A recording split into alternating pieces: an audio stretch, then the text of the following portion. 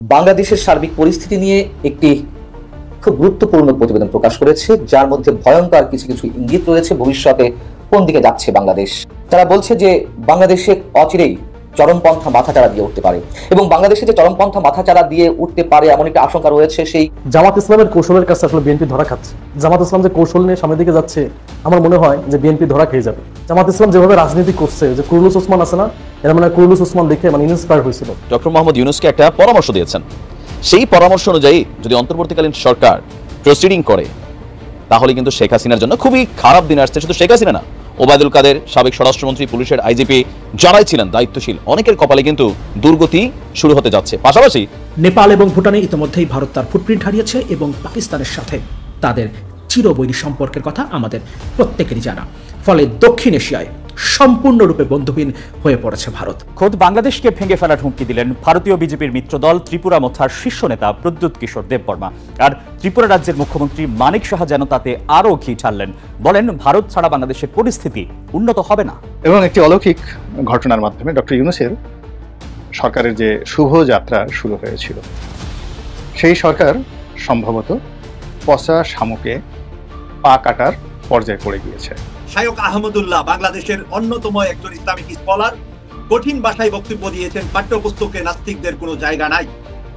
পাঠ্যপুস্তক সংস্কার করার জন্য যে কমিটি গঠন করা হয়েছে, তিনি সেখানে দুজন নাস্তিকের নাম বলেছেন যে এই ধরনের নাস্তিক। দর্শক আসসালামু আলাইকুম, নতুন নিউজ ভিডিওতে জানাচ্ছি আপনাদের স্বাগতম। জামায়াতের কৌশলে ধরা খেল বিএনপির এখন অবস্থা ভয়াবহ খারাপ হতে চলেছে। সেই সাথে সব কিছু হারিয়ে নিঃস্ব কিন্তু বিএনপি হতে চলেছে ভারতের কারণে। আমি হঠাৎ কেন এই কথা বলছি, আজকের এই ভিডিওতে আপনারা বিস্তারিতর মাধ্যমে সব কিছু দেখতে পারবেন। সেই সাথে আজকের এই ভিডিওতে আপনারা দেখতে চলেছেন জাহিরটা কি বিস্তারিত এবং প্রমাণের মাধ্যমে দেখিয়েছে ভারতের দালালি করছে বিএনপির মহাসচিব মির্জা ফখরুল সাহেব। আজকের এই ভিডিওটি খুবই গুরুত্বপূর্ণ হতে চলেছে, স্কিপ না করে সম্পূর্ণ দেখে যাবেন। প্রিয় দর্শক শ্রোতা, বেশি কথা না বলে আপনাদের বিস্তারিত ভিডিওতে নিয়ে যাব। বিস্তারিত ভিডিওটি দেখার আগে একটা রিকোয়েস্ট, যারা এরকম নিউজ ভিডিও পেতে পছন্দ করেন তারা অবশ্যই এই চ্যানেলটি সাবস্ক্রাইব করে আমাদের সাথেই থাকবেন। ইতিমধ্যে সাবস্ক্রাইব করে দিয়েছেন, সকলকে জানাচ্ছি অসংখ্য ধন্যবাদ। সম্মানিত দর্শক, চলুন তাহলে এই ভিডিওতে একটি লাইক দিয়ে আমরা বিস্তারিত ভিডিওগুলো মোবাইলের স্ক্রিন থেকে ধারাবাহিকভাবে একের পর এক দেখে আসি। একটা সাক্ষাৎকার দেখছি কালের কণ্ঠে, তিনি ইদানিং কথা বলছেন। কথা বলাটাই উচিত, কাউকে না কাউকে কথা বলতে হবে। আসলে আওয়ামী লীগের রাজনীতি খুব কাছ থেকে দেখেছেন সোহেল তাজ, তার ভেতরে অনেক কষ্ট। মরহুম তাজউদ্দিনের সন্তান, মরহুম তাজউদ্দিন মর্যাদা পাননি শেখ মুজিবের কাছ থেকে, তার কন্যা শেখ হাসিনার কাছ থেকে মর্যাদা পাননি সোহেল তাজের মা জোহরা তাজউদ্দিন, যিনি 75-এর 15ই আগস্টের সেই নির্মম হত্যাকাণ্ডের পর আওয়ামী লীগ যখন নাকি একেবারেই বিধ্বস্ত তছনছ, তারপর জিয়াউর রহমান যখন নাকি বহুদলীয় রাজনীতি প্রবর্তন করেন এবং রাজনীতি উন্মুক্ত করে দেন, তখন সারা দেশ ঘুরে ঘুরে তিনি সেই 77-78 কঠিন দিনগুলোতে, মনে আছে আমার, 80, 79, 80, 81 সালে সারা দেশ ঘুরে ঘুরে আওয়ামী লীগকে সংগঠিত করেছেন। সেই শেখ হাসিনা যখন আসলেন, প্রথমেই তিনি জোহরা তাজউদ্দিনকে ছুঁড়ে ফেললেন, একেবারেই তার অবস্থান গুরুত্বহীন হয়ে গেল, তিনি অভিমানে সরে গেলেন। তারপরে তার সন্তানরা এসছে, তাজউদ্দিন, তাকেও রাখতে পারেনি শেখ হাসিনা। দুর্নীতিবাজদের কবলে পড়ে সোহেল তাজ সরে যান, তাকে প্রশিক্ষণ দেননি শেখ হাসিনা, এটা সবাই জানে। সেই সোহেল তাজ একটি বক্তব্য রেখেছেন, তার কাছে প্রশ্ন ছিল কালের কণ্ঠে, 2009 সালে আপনি ব্যক্তিগত কারণ দেখিয়ে মন্ত্রিসভা থেকে পদত্যাগ করেছিলেন, কেন করেছিলেন? সোহেল তাজ তার উত্তরে বলছেন, রাজনীতিতে অনেক বড় স্বপ্ন নিয়ে এসেছিলাম, আমেরিকায় লেখাপড়া করেছি, সেখানেই আমার সুন্দর ভবিষ্যৎ ছিল। 1997-98 সালের দিকে ভেতর থেকে তাগিদ পেলাম, দেশের জন্য কিছু করা দরকার। দেশে ফিরে অনেক বাধা পেরিয়ে আওয়ামী লীগের সঙ্গে যুক্ত হয়ে নির্বাচন করি। 2001 সালে যখন আওয়ামী লীগের ভরাডুবি হয়, তখনও নির্বাচিত হয়েছিলাম। নৌকা নিয়ে বিজয়ী 58 সিটের মধ্যে আমার একটি ছিল। সব মিলিয়ে আমার যাত্রাটাই শুরু হয় বিরোধী দলীয় রাজনীতি দিয়ে। বিরোধী দলে থাকাকালে অনেক নির্যাতিত হয়েছি, পুলিশে লাঠিপেটা খেয়েছি, আন্দোলনে মুখ্য ভূমিকা রেখেছি। 1/11/2009 সালের নির্বাচনে আওয়ামী লীগের নির্বাচন ইশতেহার ছিল দিন বদলের সনদ। 1971 সালে যে লক্ষ্য সামনে রেখে লাখো শহীদের রক্তের বিনিময়ে স্বাধীনতা অর্জন করেছিলাম, সেই লক্ষ্য বাস্তবায়নের রূপরেখা ছিল এই ইশতেহারে, যা আমাকে ভীষণ অনুপ্রাণিত করে। দেশের জন্য ভালো কিছুর প্রত্যাশায় স্বরাষ্ট্র প্রতিমন্ত্রীর দায়িত্ব নিয়েছিলাম। দেশে সুশাসন প্রতিষ্ঠার স্বপ্ন ছিল। পুলিশ বাহিনীকে সংস্কার করে ঘুষ দুর্নীতি মুক্ত করতে হবে, কিন্তু এক পর্যায়ে দেখলাম দিন বদলের সনদ ছিল ভাওতাবাজি। স্বরাষ্ট্র মন্ত্রণালয়ে দেখলাম অদৃশ্য কিছু শক্তি এসে ম্যানিপুলেশনের চেষ্টা করছে। মিটিংয়ে বলেছিলাম, আজ থেকে সব বদলি বাণিজ্য বন্ধ। পুলিশ সংস্কারের উদ্যোগ নিয়েছিলাম, কিন্তু আমার পথে নানা বাধার সৃষ্টি করা হয়। শেখ হাসিনাকে শ্রদ্ধা করতাম, যদিও অনেকে আমাকে বলেছিলেন হাসিনা কখনো তাজউদ্দিন আহমেদের ছেলেকে ভালো চোখে দেখবেন না। একদিন দেখলাম আওয়ামী লীগের অনেক সিনিয়র নেতাকে সবার সামনে প্রধানমন্ত্রী বলছেন, বিএনপি অনেক টাকা বানিয়েছে, এখন আমাদেরও 2 হাতে টাকা বানাতে হবে। এটা শোনার পর তার প্রতি আমার বিন্দুমাত্র রেসপেক্ট থাকেনি। আরো অনেক বিষয় মিলিয়ে আমি পদত্যাগের সিদ্ধান্ত নিয়েছিলাম। আর একটা বিষয় হচ্ছে, আমি যখন কাজ করতে চাচ্ছিলাম তখন দেখলাম আমার কোনো নির্দেশনা ফলো হচ্ছে না। পরে জানতে পেরেছি আমার অধীন সব কর্মকর্তাকে পরিষ্কারভাবে জানিয়ে দেওয়া হয়েছে স্বরাষ্ট্র প্রতিমন্ত্রীর কোনো নির্দেশনা মানা যাবে না। এই অবস্থায় পদত্যাগ ছাড়া আর কোনো পথ দেখিনি। আসলে সত্য কথা যে কথাগুলো বলছে শেখ হাসিনা, ওই বিএনপির কে সামনে নিয়ে সবাইকেই লাইসেন্স দিয়েছে, তোমরা টাকা বানাও আর আমাকে ক্ষমতায় রাখো। এই যে তার মাথার মধ্যে এই চিন্তার বাস্তবায়ন করতে যে আজকে দেশটার সর্বনাশ হয়ে গেল, কি পরিমাণ দুর্নীতির মহোৎসবে পুরো দেশটা ডুবে গেল। দর্শক, করিম এ খান নামটা অনেকেই হয়তো, আমি হঠাৎ করে বলছি চিনতে পারছেন না, বাট ওনার বাকি পরিচয়টা দিলে সবাই নির্বাক চিনে ফেলবেন। ওনাই হচ্ছেন আন্তর্জাতিক অপরাধ আদালত আইসিসির প্রধান কৌশলী, যিনি ইসরায়েলের প্রধানমন্ত্রী নেতানিয়াহুর বিরুদ্ধে মামলা দায়ের করেন। রাশিয়ার প্রেসিডেন্ট ভ্লাদিমির পুতিনের বিরুদ্ধে আন্তর্জাতিক অপরাধ আদালতে যেখানে মামলা হয়, যেখানে এটা নিয়ে যারা প্রসিডিং করে তিনি, তো তার নাম হঠাৎ করে কেন আসলো? তিনি ডক্টর মোহাম্মদ ইউনূসকে একটা পরামর্শ দিয়েছেন।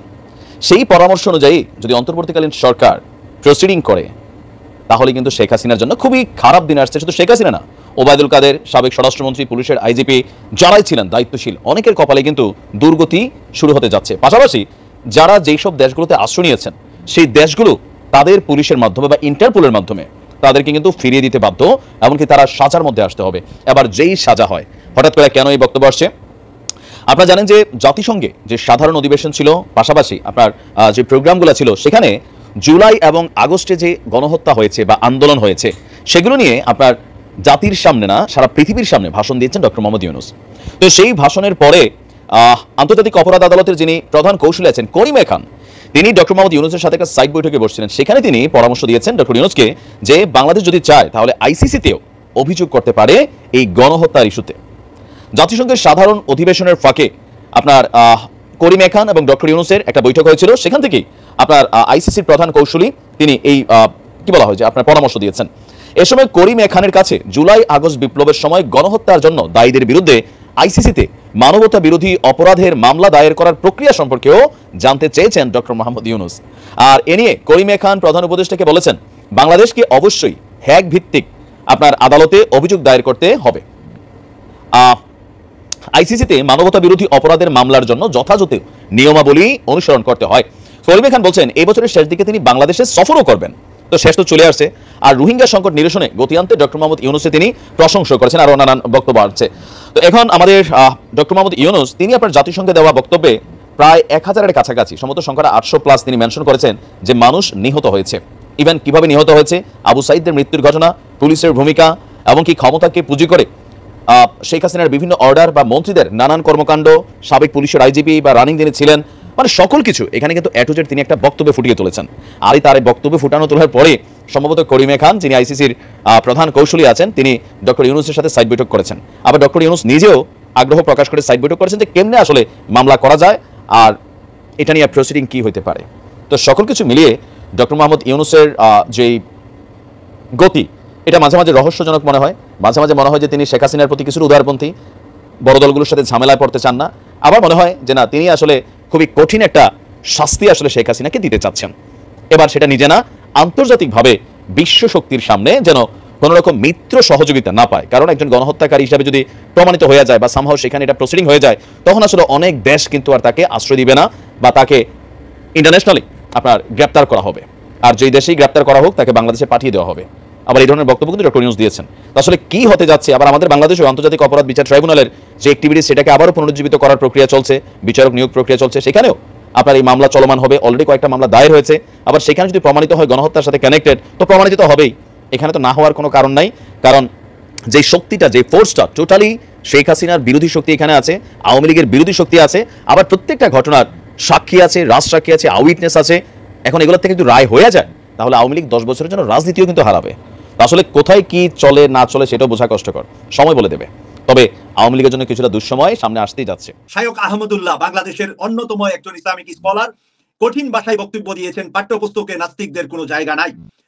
পাঠ্যপুস্তক সংস্কার করার জন্য যে কমিটি গঠন করা হয়েছে, তিনি সেখানে দুজন নাস্তিকের নাম বলেছেন যে এই ধরনের নাস্তিকরা বাংলাদেশের পাঠ্যপুস্তকের কমিটিতে থাকতে পারে, এটা উনি কিছুতেই মেনে নিতে রাজি নয়। প্রিয় দর্শক, এই বিষয়টা নিয়ে ইনকিলাব পত্রিকা আজকে একটি রিপোর্ট করেছে, আমি রিপোর্টটা আপনাদের সামনে তুলে ধরছি। জাতীয় শিক্ষাক্রম ও পাঠ্যপুস্তক বোর্ড NCTB কর্তৃক প্রণীত ও মুদ্রিত সব পাঠ্যপুস্তক সংশোধন, পরিমার্জন ও সমন্বয়ের লক্ষ্যে সমন্বয়ক কমিটি গঠন করেছে শিক্ষা মন্ত্রণালয়। গত 15 সেপ্টেম্বর গঠিত এই কমিটিতে ধর্ম বিদ্বেষীরা রয়েছে বলে দাবি করা বার্তা দিয়েছেন ইসলামিক আলোচক শায়খ আহমদুল্লাহ।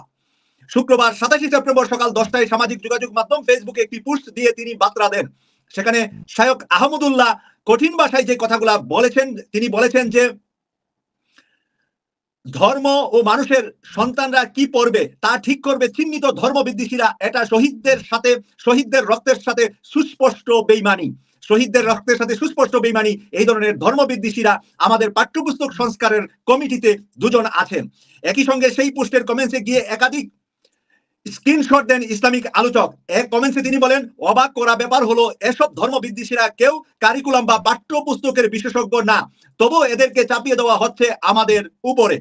তিনি কমেন্টে আরো লেখেন, আমাদের সন্তানদের পাঠ্যক্রম পর্যালোচনার দায়িত্ব পেয়েছেন এরকম কিছু মানুষ যারা এদেশের মানুষের ধর্ম, সংস্কৃতি, মূল্যবোধের প্রতি শ্রদ্ধাশীল নয়। এটা একই সঙ্গে আপত্তিকর ও উদ্বেগের, বরং বলা ভালো এটা আবু সাইদের মতো ধর্মপ্রাণ শহীদদের রক্তের সাথে সুস্পষ্ট বিশ্বাসঘাতকতা। এ সময় শায়খ আহমদুল্লাহ, কামরুল ইসলাম মামুন ও সামিনা লুৎফার নাম লিখে তাদের অনতিবিলম্বে অপসারণের দাবি তুলেন। প্রিয় দর্শক, আপনাদের সামনে আমি এই মুহূর্তে এই প্রশ্নটা রাখছি যে উনি যেই দুইজনের নাম বলছেন, কামরুল ইসলাম মামুন ও সামিনা লুৎফার নাম, সেই বিষয়টা আপনারা কি তার আহমদুল্লাহর পক্ষে না আহমদুল্লাহর বিপক্ষে? যদি আপনারা আহমদুল্লাহর পক্ষে হন তাহলে কমেন্টস লিখবেন যে এই দুইজনকে আপনারাও চান না, আর যদি আপনারা চান তাও লিখতে পারেন যে আপনাদের পছন্দের কারো থাকতে পারে, সেটাও আপনারা উল্লেখ করবেন কমেন্টস করে।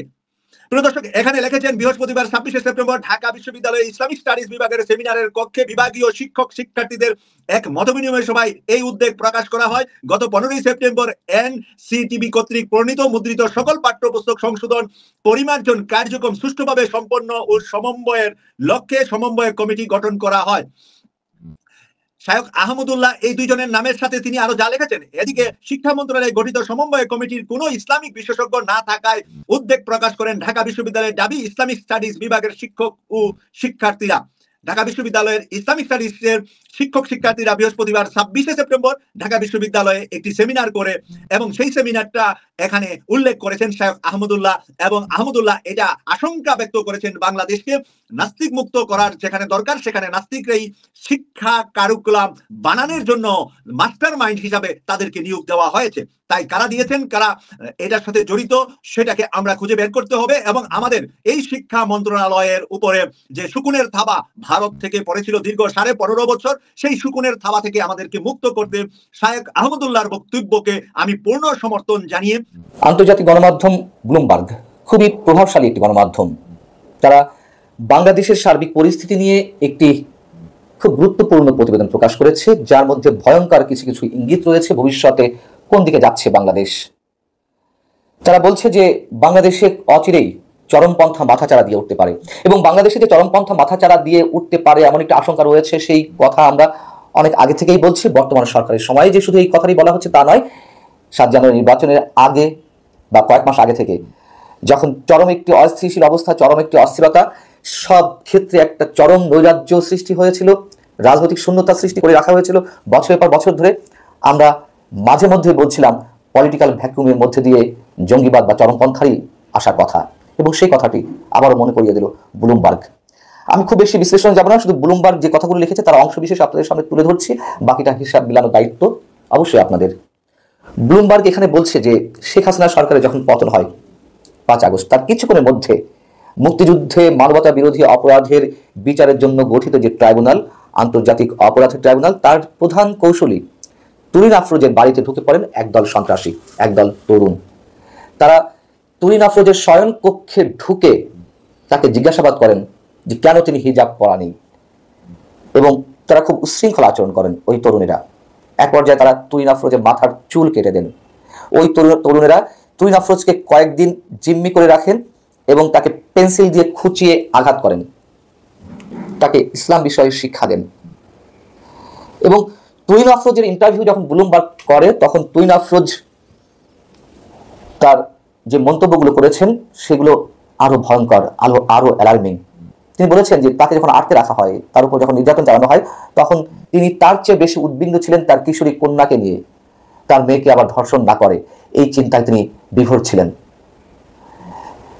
এবং তুহিন আফরোজের এই খবরটি ব্লুমবার্গ যেভাবে তুলে এনেছে, আমার কাছে আশ্চর্য লাগছে যে বাংলাদেশ কোনো গণমাধ্যমে কেন এই খবরটি আসেনি। ব্লুমবার্গ তো আর মিথ্যে কিছু উল্লেখ করেনি। এখানে বলা হচ্ছে যে বাংলাদেশ ইতিহাসের জটিল সন্ধিক্ষণে রয়েছে, অবশ্যই জটিল সন্ধিক্ষণে রয়েছে। আমরা তো বলি যে বর্তমান সরকার যদি ফেল করে কোনো কারণে, তাহলে বাংলাদেশকে অনেক বড় ধরনের পে করতে হবে, এবং সেই পে করাটা একটা অশুভ শক্তি, সে যে ধরনেরই অশুভ শক্তি হোক না কেন, সেটি বাংলাদেশের কাঁধে চেপে বসবে এবং বাংলাদেশকে দীর্ঘদিন ধরে তার জন্য খেসারত দিতে হবে। ব্লুমবার্গ বলছে, পশ্চিমা দেশ ও ভারতীয় কর্মকর্তাদের আশঙ্কা চরমপন্থীরা বিশ্বের অস্থির অঞ্চলটিতে পা রাখার দ্বার প্রান্তে, যেখানে সাম্প্রতিক বছরগুলোতে ইসলামিক স্টেটের মতো সন্ত্রাসী নেটওয়ার্ক প্রসার লাভ করেছে। এই জায়গাটায় আমি একটু দ্বিমত পোষণ করি। ভারত তো এগুলো বলে আসছেই, ভারত বলবে, ভারতের বলার কথা। ভারত আবার যে উদ্দেশ্যে কথাগুলো বলছে যে এটি রোজগার দিয়ে, এটি দোহাই দিয়ে আবার আওয়ামী লীগের পুনঃপ্রতিষ্ঠা, সেটিকে আমরা সাপোর্ট করি না, অন্তত এই জায়গাটিতে। কিন্তু বাংলাদেশে অশুভ শক্তির পদধ্বনি শোনা যাচ্ছে, সেটুকু আমরা বিশ্বাস করি, যদি কিনা এই সরকার ব্যর্থ হয়। এখানে বলা হচ্ছে যে শেখ হাসিনার ক্রমবর্ধমান কর্তৃত্ববাদী 15 বছরের শাসনের অবসান আশা জাগিয়েছিল যে বাংলাদেশ হয়তো নতুন যুগে প্রবেশ করে গণতান্ত্রিক ও পরিচ্ছন্ন সরকার পেতে যাচ্ছে। তবে শেখ হাসিনার পতনের প্রায় অর্ধশতক বছর আগে সংঘটিত গণহত্যা থেকে, এখানে 71-এর কথা বলা হয়েছে, সেই গণহত্যা থেকে উদ্ভূত চরমপন্থা বাংলাদেশের রাজনীতিতে জায়গা করে নিয়েছে। শেখ হাসিনা তার শাসনামলে চরমপন্থীদের কঠোরভাবে দমন করেছেন, যার প্রশংসা করেছেন অনেকেই। এটা তো সত্য কথা। শেখ হাসিনার তার বিরুদ্ধে অনেক ধরনের অভিযোগ রয়েছে, পুরো দেশটাকে তো শেষ করে দিয়েছেন, কিন্তু জঙ্গিবাদের উত্থান রোধে তার কিছু প্রচেষ্টা ছিল, এটাকে আমরা অস্বীকার করতে পারি না।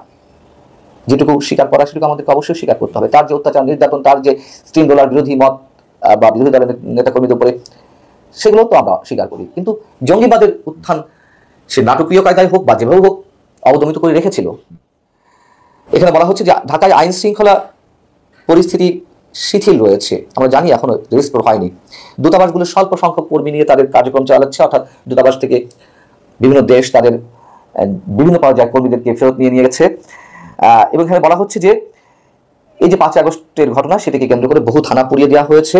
হাজার হাজার হিন্দু এর মধ্যে তিব্বত ও মিয়ানমার সীমান্তবর্তী ভারতে স্পর্শকাতর এলাকার পালিয়ে যাওয়ার চেষ্টা করেছে।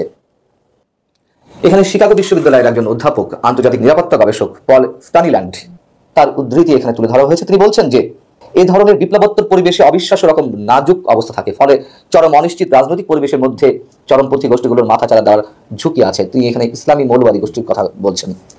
এবং সেনাবাহিনী 18 মাসের মধ্যে যে নির্বাচনের অনুষ্ঠানের একটা প্রতিশ্রুতি দিয়েছে বা তাদের আশাবাদের কথা ব্যক্ত করেছে, ব্লুমবার্গ বলছে এর মধ্যেই আরো কত ধরনের অনাকাঙ্ক্ষিত ঘটনা ঘটে যেতে পারে তার কোনো নিশ্চয়তা। বিএনপি মহাসচিব জনাব মির্জা ফখরুল ইসলাম আলমগীর ভারতীয় টিভি ANI এর সাথে একটা ইন্টারভিউ দিয়েছেন। ইন্টারভিউটা আমি মন্তব্যে দিয়ে দেবো, একটু পুরো শুনবেন সবাই। আমি দেখলাম যে আমাদের সোশ্যাল মিডিয়াতে অনেকে তার এই ইন্টারভিউটাকে বেশ নেগেটিভলি দেখছেন।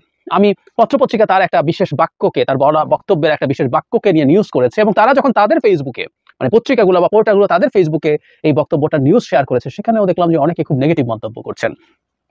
বক্তব্যটা হচ্ছে এরকম যে মির্জা ফখরুল ইসলাম আলমগীর বলছেন ভারতের সাথে বিএনপির সম্পর্কের বরফ গলতে শুরু করেছে। এই বক্তব্যটা নিয়েই প্রচুর কথা। জনাব মির্জা ফখরুল ইসলাম আলমগীর ভারতের দালাল হয়ে যাচ্ছেন কিনা, বিএনপিও ভারতের দালাল হয়ে যাচ্ছে কিনা ক্ষমতায় আসার জন্য, ইত্যাদি ইত্যাদি নানান কথাবার্তা বলছেন। আসলে ভারতের সাথে আমাদের রাজনৈতিক দলগুলোর, বিএনপি এখানে একটা বাহানা, জেনারেলি ভারতের সাথে বাংলাদেশের রাজনৈতিক দল এখন এবং ভবিষ্যতের রাজনৈতিক দলগুলোর ডিলিং কেমন হবে, কি হওয়া উচিত, আমার মনে হয় এই আলাপটা করা দরকার। তার আগে মির্জা ফখরুল ইসলাম আলমগীর কি কি ইস্যুতে কথা বলেছেন আমি ইন্টারভিউটা পুরোটা শুনলাম, এবং সেই প্রেক্ষাপটে বলবো উনি আসলে কি দালাল হয়েছেন, বিএনপি কি দালাল হয়ে যাচ্ছে। এটা এগেইন এটা বিএনপি না, কোনো দল, যে কোনো দল যদি এভাবে বলতো সেটাকে আমরা কিভাবে নিতাম।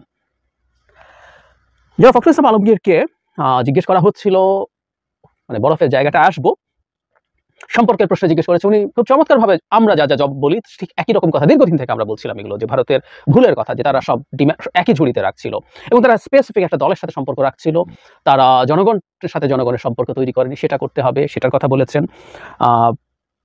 পার্টিকুলার পার্টির সাথে কোনো রকম সম্পর্ক রাখা যাবে না, সেটা বলেছেন।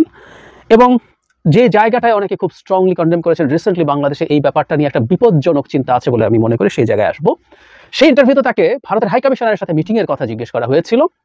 সেই মিটিংয়ের অনেকগুলো কন্টেন্ট উনি বলেছেন, আমরা যা যা চাই এই দেশের একজন দেশপ্রেমিক রাজনৈতিক নেতা যা যা বলার কথা, আমাদের পানি বন্টন সমস্যার কথা, সীমান্ত হত্যা, আমাদের বিরাট ট্রেড ডেফিসিট যার মধ্যে বিরাট অংশ ভারতের অন্যায় নানান রকম tariff and non tariff barrier দিয়ে আমাদের এই ঝামেলা করে রাখা হয়েছে, উনি সেগুলোর কথা উল্লেখ করেছেন। ভারত কি উল্লেখ করেছে সেটাই আসলে সমস্যা তৈরি করেছে এবং সেখানে উনি যা বলেছেন সেটাই সমস্যা তৈরি করেছে। আসবো সেই জায়গায়।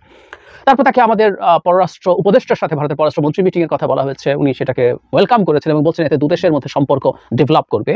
দুদেশের মধ্যে সম্পর্ক ডেভেলপ করবে শুনলে কারো কাছে কেমন যেন লেগে উঠতে পারে যে উনি সম্পর্কের ডেভেলপমেন্ট চাইছেন।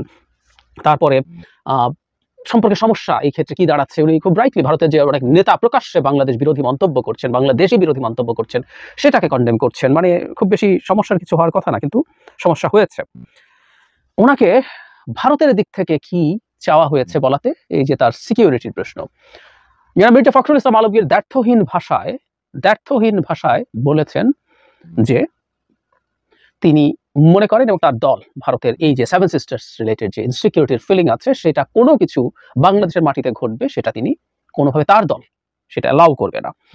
সাম্প্রতিক সময় ভারতের 7 সিস্টার্সকে বিচ্ছিন্ন করে দাও, চিকেন নেকের গলা টিপে ধরো এক ধরনের পপুলার স্লোগান হিসেবে ছড়িয়ে পড়েছে। সেই প্রেক্ষাপটে যখন ফখরুল ইসলাম আলমগীর এটা বলেন, এটা আমাদের অনেক আনহ্যাপি করবে, কিন্তু একজন রাজনীতিবিদ, এত বড় একটা রাজনৈতিক দল যেটা আছে তার আসলে বাস্তবতার পাটাতনে দাঁড়িয়ে কথা বলা দরকার এবং ওনার এই বক্তব্যটা অনেকেই দেখলাম পছন্দ করেন। এখানে একটু যোগ করে রাখতে চাই, সাম্প্রতিক সময়ে জনাব লুৎফুজ্জামান বাবর, আমি জানি না 10টা কষ্টের সাথে তারা তাকে অনেকে ট্যাগ করছেন, এই ট্যাগ করে তিনি ভারতের 7 সিস্টার্স ভাঙায় রোল প্লে করতে চেয়েছেন, এরকম একটা ন্যারেটিভ তৈরি করা এবং তাকে হিরো বানানোর চেষ্টা কোনো মহল থেকে হচ্ছে। আমি আমাদের ইয়াং স্টুডেন্টদের অনেককে খুব বেশি আবেগী হয়ে তাকে হিরো বানাতেও দেখছি কোনো জায়গায়, আমি বেশ কিছু কন্টেন্ট দেখেছি যেখানে তার নামে স্লোগানও হচ্ছে। এগুলো মানে আমরা ফর দ্য টাইম বিং আমাদের কারো কাছে ভালো লাগতে পারে এবং ভালো লাগার একটা ব্যাকগ্রাউন্ডও আছে, কিন্তু এটাকে আমাদের করা উচিত হবে। একটা কথা একটু বলে রাখা ভালো, সেটা হচ্ছে আরেকটু কথা বলতে ভুলে গেছি, উনি শেখ হাসিনার ফেরত দেয়া নিয়ে আলাপ করেছেন, তিনি সেটাকেও বলেছেন যেটা এখনো চাওয়া হয়নি এবং সেটা সমস্যার ক্ষেত্রে সমস্যা তৈরি হওয়ার কথা নেই। উনি আরেকটা খুব গুরুত্বপূর্ণ কথা বলেছেন, সেটা হলো তাকে হিন্দুদের সেই গতানুগতিক প্রশ্নটা, সামনে দুর্গাপূজা আছে, সেটা নিয়ে আমাদের দেশের হিন্দু সম্প্রদায়ের সিকিউরিটির প্রশ্নটা শুনে যখন করা হয়েছে, খুব স্ট্রংলি তিনি বলেছেন, যেটা আমরা বলছি, আমাদের প্রধান উপদেষ্টা বলেছেন যে তোমাদের মিডিয়া এটাকে এক্সাজারেট করছে, বাংলাদেশের হিন্দু সম্প্রদায়ের নিরাপত্তার ব্যাপারে বাংলাদেশের জনগণ ঠিকঠাক ব্যবস্থা কিন্তু এক্সাজারেট করছে, এটাকে উনি খুব স্ট্রংলি বলেছেন। এখন ভারতের কোন জায়গাটাতে আসলে আমাদের নিরাপত্তার বোধ দিতে হবে, আমি বহুদিন ভারতকে নিয়ে যতবার কথা বলেছি, ভারত নিয়ে আমার খুব স্ট্রং ক্রিটিসিজম আছে, ভারতকে নানা ক্ষেত্রে আমি খুব স্ট্রংলি কন্ডেম করেছি, এখনো করবো, ভবিষ্যতে করবো, যতদিন আমাদের স্বার্থের জায়গাগুলোতে প্রবলেম হবে। কিন্তু আমি একটা কথা বলার চেষ্টা করেছি, ভারতের 7 সিস্টার্সের সিকিউরিটি নিয়ে কোনো রকম কোনো প্রশ্ন, কোনো রকম কোনো কৌশল বাংলাদেশের মাটিতে কোনো দলের নেওয়া কোনোভাবেই উচিত হবে না। এখন যেটা হয়েছে, বর্তমানে ভারতের প্রতি আমাদের বিদ্বেষ, ঘৃণা, মানে ভারত তৈরি করেছে, ঘৃণা আছে, বিদ্বেষ আছে এবং এটা ভারত তৈরি করেছে, কোনো সন্দেহ নাই। শুধুমাত্র আমাদের নানা রকম অধিকার বঞ্চিত করে তা না, ভারত আমাদের পানি দেয় না, সীমান্তে অহেতুক মানুষকে হত্যা করে, বাণিজ্য ঘাটতি আছে, আমাদের কাছ থেকে নানান অন্যায়ভাবে আমাদের সাথে চুক্তি করে আমাদের সম্পদ নিয়ে নেয়। তার চাইতে জরুরি কথা, এই দেশের শেখ হাসিনা এই দেশের গণতন্ত্র ধ্বংস করে যত অপকর্ম করেছে, সেটা মানবাধিকার লঙ্ঘন, মত প্রকাশের স্বাধীনতা হরণ, ভোট দেওয়ার অধিকার নষ্ট করা এবং বিভৎস দুর্নীতি, শেখ হাসিনা যত অপরাধ করেছে প্রত্যেকটা অপরাধের সাথে ভারতকে ট্যাগ করেছে মানুষ, হুইচ ইজ ভেরি লজিক্যাল। আমি ভারতের 3য় শ্রেণীর কিছু হাই কমিশনার, 3য় শ্রেণীর বলবো, অথবা যদি এই সেন্সে তারা বোঝেন না তা না, আমি বহু সময় তারা পেইড বাংলাদেশ হাই কমিশনার ছিলেন, ভিনা সিকরি, পঙ্কজ সারন, পিনাক রঞ্জন, রিভা দাস গাঙ্গুলি, আমি এদেরকে প্রায় কথা বলতে দেখি, তারা বলছেন ভারত শেখ হাসিনা যে সরকারি আছে তার সাথে কাজ করছে, সে ভেতরে থেকে কি করছে সেটা দায় ভারত কেন নিবে, ভারতকে নিতে হবে।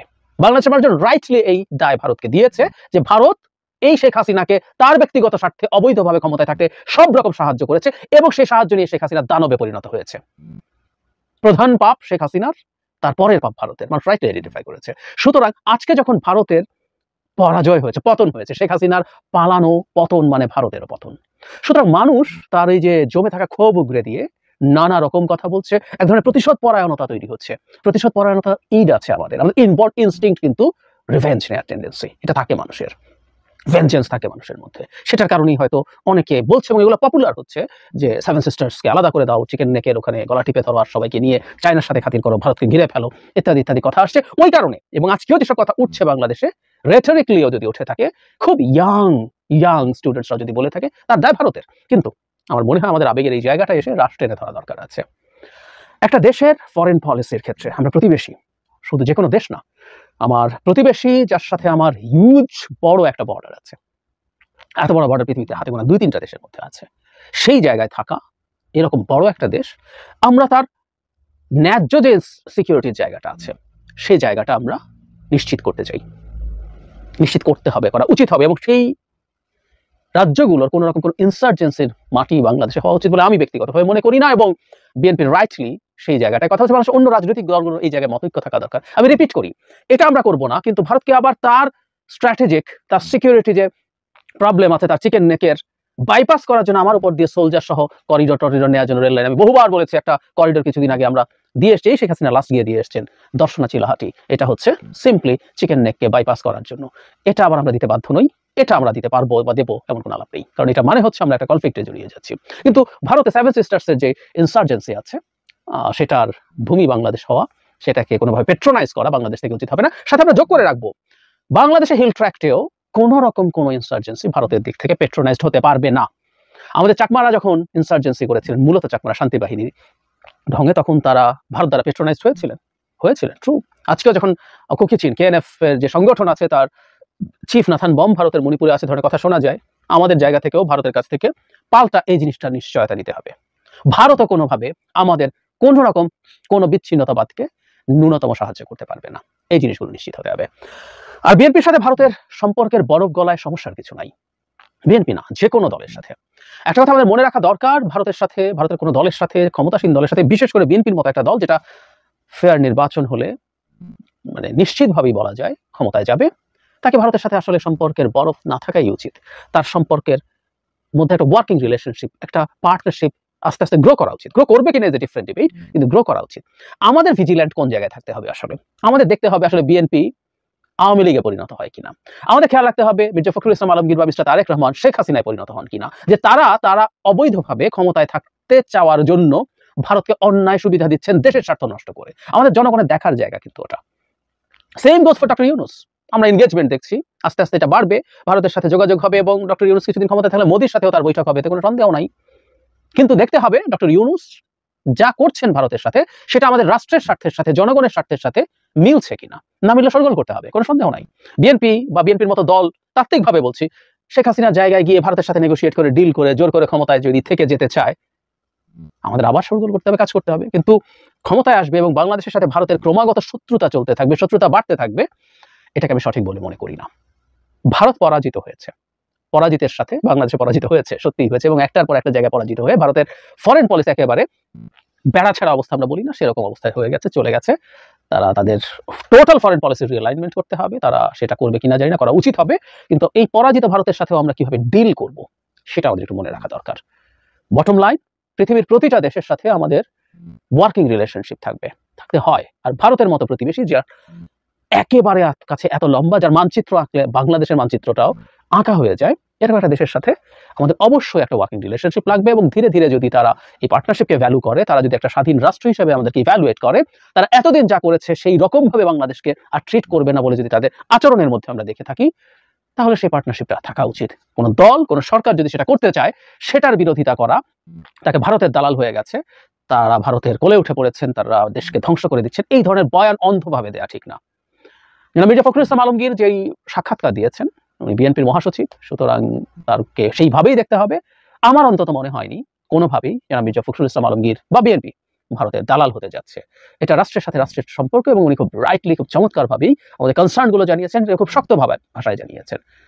একই সাথে পার্টনারশিপও চলবে, যেমন ডক্টর ইউনুস এখন করছেন, খুব স্ট্রংলি তিনি সমালোচনা করছেন, কিন্তু উনি একই সাথে ভারতের সাথে ওয়ার্কিং রিলেশনশিপটা কন্টিনিউ করতে চাইছেন। আমাদের ভবিষ্যৎ পলিসিগুলো রাজনৈতিক দলগুলোর ক্ষেত্রে এমনই হওয়া উচিত বলে আমি মনে করি। প্রিয় দেশবাসী, শুরু থেকে শেষ পর্যন্ত যারা এই ভিডিওটি দেখেছেন সকলকে জানাই অসংখ্য ধন্যবাদ।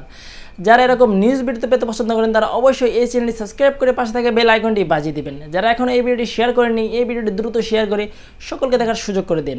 আজকের মতন এই পর্যন্ত, দেখা হচ্ছে পরবর্তী কোনো ভিডিও নিয়ে ইনশাল্লাহ।